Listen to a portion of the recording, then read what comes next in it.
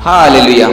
सभी को मेरी ओर से जय मसीह की। यीशु से आज की रात की प्रार्थना में हम आप लोगों को बहुत देर से स्वागत करते हैं। धन्यवाद देते हैं कि आपने हमारे YouTube चैनल को लाइक और सब्सक्राइब किए हैं, इसके लिए बहुत बहुत धन्यवाद करते हैं। अगर आप फेसबुक पर सुनते हैं तो आप हमारे फेसबुक को जरूर फॉलो करें। सचमुच में परमेश्वर आप सबको बहुत तेज से आशीष देगा।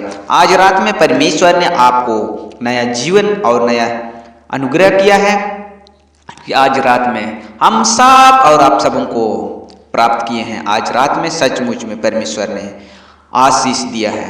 कई लोग हैं जो आज रात में ही नहीं पहुंच पाए हैं, लेकिन कई लोग आज रात में बहुत आनंदित पाए जाते हैं और कई लोग हैं जो बहुत दुखित पाए जाते हैं। लेकिन परमेश्वर आप और हम सबों को आनंद में बदल दिया है, इसलिए आज हम लोग परमेश्वर का सम्मुख में आनंदित पाए जाते हैं। सचमुच में आप परमेश्वर का धन्यवाद करें।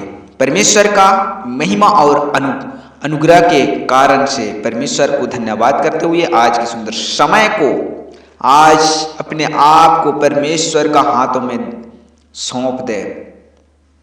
परमेश्वर का जो जीवित वचन हमें बताता है कि इस प्रकार से कहता है कि हे यहोवा मेरी ओर फिर कर मुझ पर अनुग्रह कर, क्योंकि मैं अकेला और दीन हूं। मेरे हृदय का क्लेश बढ़ गया है। तू मुझको मेरे दुख से छुड़ा ले। हालेलुया। सचमुच में परमेश्वर का जो जीवित वचन उन अनुग्रहों के अंदर में जो परमेश्वर ने अपने दया के कारण हमारे बीच में अनुग्रह किया है, और उसी अनुग्रह से परमेश्वर और हम एक कनेक्टेड मिल पाते हैं, जो कनेक्शन मिल पाते हैं, जो प्रभु यीशु के द्वारा से हम लोग परमेश्वर के सम्मुख में जा सकते हैं और मिल सकते हैं। जब आप परमेश्वर का जो जीवित वचन को अध्ययन करोगे तो परमेश्वर आपका जीवन में काम करता है। अगर आप परमेश्वर का जीवित वचन को अध्ययन नहीं करोगे तो परमेश्वर आपके सम्मुख में नहीं आता है, या वचन आपका जीवन में काम नहीं करता है। जब आप परमेश्वर से बात करना चाहते हैं तो आपको अधिक से बाइबल का वचन को अध्ययन करना पड़ेगा, और बाइबल वचन ही परमेश्वर है। जो वचन कहता है वही परमेश्वर का जीवित वचन, और वचन के द्वारा से ही हर एक काम को पूरा कर सकता है। सचमुच में यहाँ पर परमेश्वर का जो जीवित वचन हम लोग भजन संहिता में पाए जाते हैं, और भजन संहिता उसका 25 अध्याय पद संख्या 16 और 17 वचन हम लोग अभी इस समय हम लोग सुनते आ रहे हैं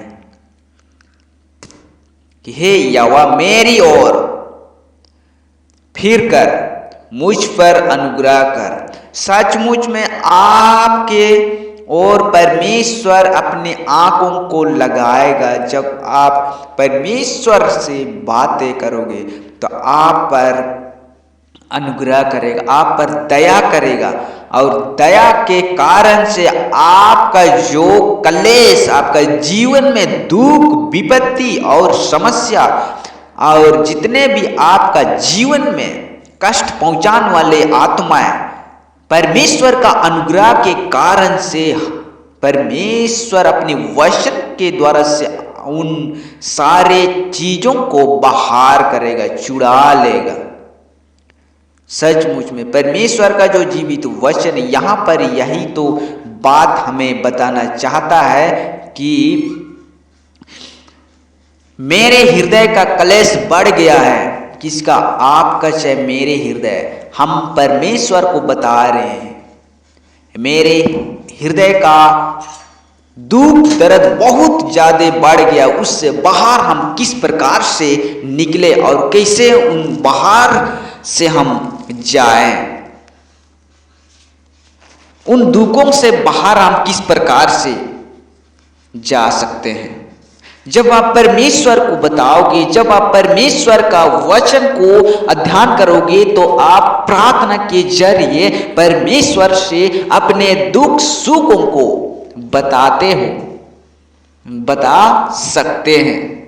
क्योंकि परमेश्वर बोझ से दबे हुए लोग, प्रभु का वचन कहता है, प्रभु कहता है कि बोझ से दबे हुए लोग मेरे पास आओ, मैं तुम्हें विश्राम और आनंद दूंगा, कहता है। सचमुच में परमेश्वर का जो पुत्र यीशु मसीह के द्वारा से आप जो जितने भी आपका जीवन में वो चीजों को प्रभु यीशु का लहू से धो दिया गया है, और उसी लहू के द्वारा से आपका जितने भी पाप है वो चीज मिट गया है, और प्रभु आपका पापों को क्षमा कर दिया है। सो परमेश्वर आप सबों को बहुत त्याग से आशीष दे इन वचन पढ़े जाने से। आमीन। सभी को मेरी ओर से जय मसीह की। यीशु है।